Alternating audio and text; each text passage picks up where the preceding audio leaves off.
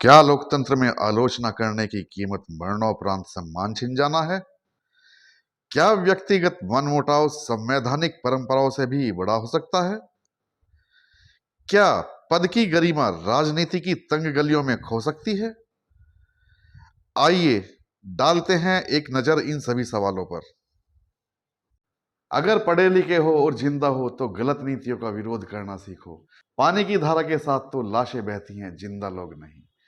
तो नमस्कार साथियों, मैं हूं प्रणव वशिष्ठ और आप देख रहे हैं हमारा खास कार्यक्रम विवेचना, जिसमें आज हम बात करेंगे उस घटना की जिसने भारतीय लोकतंत्र की एक बुनियादी परंपरा पर सवाल खड़े कर दिए हैं। मैं बात कर रहा हूं पूर्व राज्यपाल सत्यपाल मलिक की।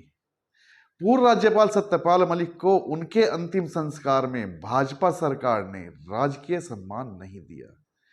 क्या यह एक औपचारिक निर्णय था या यह व्यक्तिगत मनमुटाव की राजनीति थी?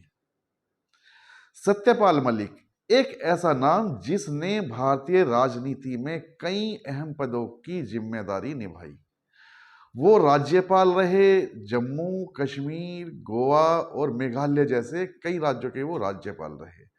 वो संसद के सदस्य रहे, केंद्र में मंत्री भी रहे, लेकिन वो सत्ता के आलोचक भी रहे।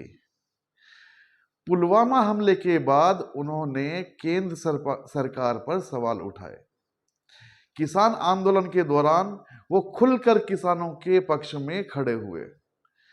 जिस समय वो गोवा में राज्यपाल रहे, उस समय उन्होंने भ्रष्टाचार की शिकायत भी सार्वजनिक कर दी थी। यानी कि सत्ता की आंखों में सीधा आंख डालने का उन्होंने साहस किया और शायद यही उनके खिलाफ भी गया, क्योंकि जब उनका निधन हुआ, एक संवैधानिक पद पर रहे व्यक्ति के लिए जो राजकीय सम्मान परंपरा से दिया जाता है वह उनसे छीन लिया गया।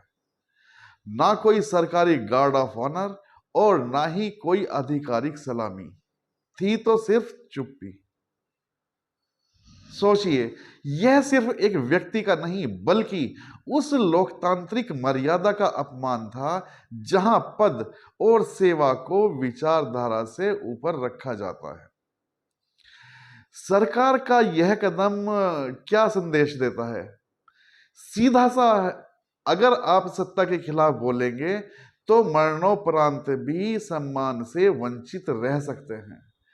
यह केवल साथियों सत्यपाल मलिक के लिए ही नहीं, बल्कि आने वाली पीढ़ियों के नेताओं, अधिकारियों और कार्यकर्ताओं के लिए भी एक चेतावनी है। लोकतंत्र में असहमति अपराध नहीं बल्कि उसकी आत्मा है, लेकिन जब सत्ता इस आत्मा का गला घोटने लगे तो इतिहास गवाह है, राजतंत्र चाहे जितना भी शक्तिशाली क्यों ना हो, उसकी गिरावट निश्चित है।